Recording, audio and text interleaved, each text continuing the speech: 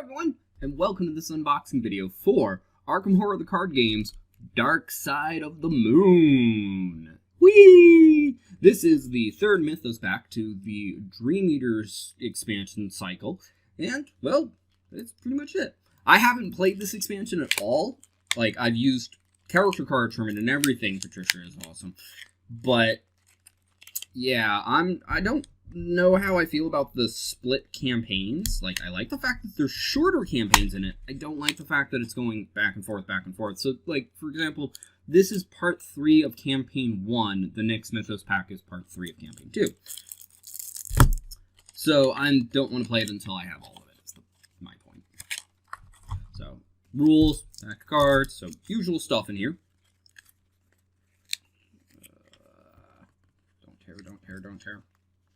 Oh, I had one of these tear pretty badly when I was last playing. Love the fact that these are small enough to fit in the packages that they come in, but hate that there's basically nothing to do with them afterwards. Like, there's no decent way to fit them. But I've said that many times before. Like, I think getting the spiral bound all together is the best, but then it's like, okay, where do you insert the rule book? Regardless. Let's see here. There's a lot of blurbs on the back and a bit on the front, inside. There is a new rule of something called alarm level, and only 4 sets of scenario cards used for this. The assumed 1 for it, and 2, I think that would come from it. I don't recognize them. The ones from the core game, as most of the ones that don't match are.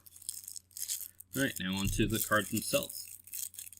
This feels slimy. Better just be the outside of this.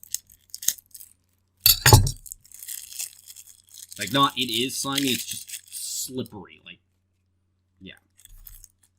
That's odd. Alright, so, starting with the scenario cards. Things are all over the place. Where is the... Ah, there it is. Okay. Again, they kind of switch up the orders with how these are packaged sometimes, and it gets really confusing. But we've got the main card, 3 agendas, 4 acts, 10 locations, always a decent amount. Some of them say stuff on the back instead of having a double side. Some of them aren't. 2 scenario-specific outlets. You can tell both by the fact that they don't have costs, and they're treachery cards on the back. So they're probably like the janitor from Miskatonic University. We have a bunch of treachery cards, including 8 monster cards, with an odd spread of 4 monsters. Yay, more enemies. Whee! It's killer! Not really, that's kind of the point of the game. And then 8 regular treachery cards. So, that's the scenario stuff. Kind of straightforward this time, I feel.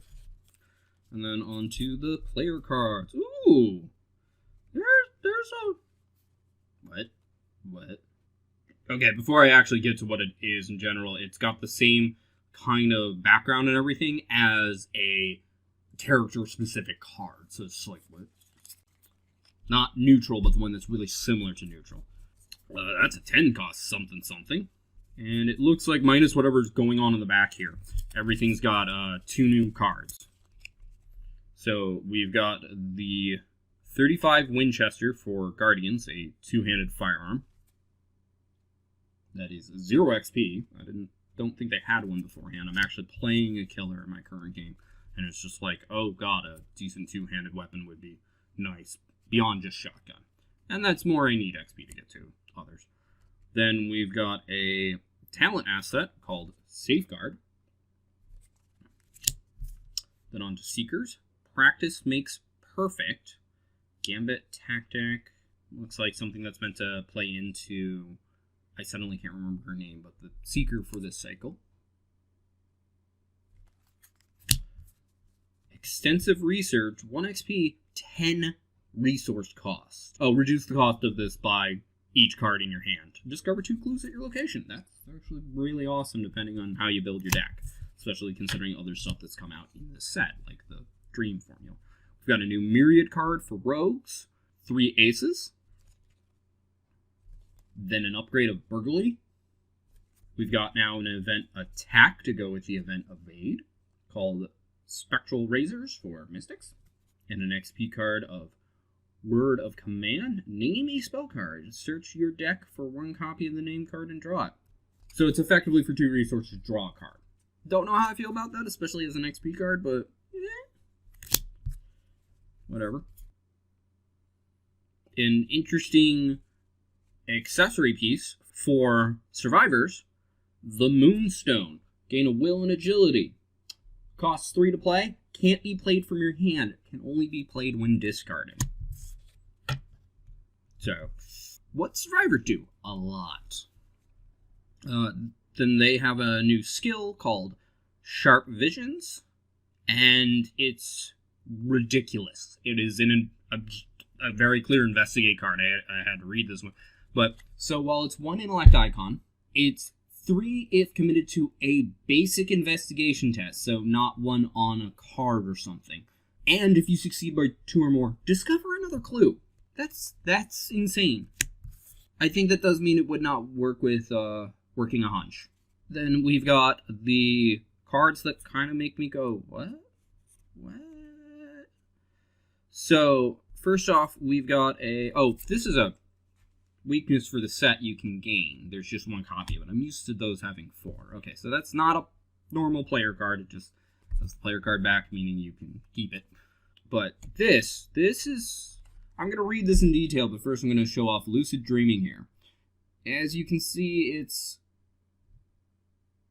an event, and I think that's the background for investigator-specific cards, or I just haven't seen a neutral event in so long, and that's all this is. Which, yeah, as I look at it, I think that's all it is. Oh, okay, it's a single-instance version of the Dream formula, or whatever it is, that Seekers got in one of the last 2 Mythos packs. So, pick a card in hand or in your play area, not your discard, and search your deck for another copy. Alright, so that's everything.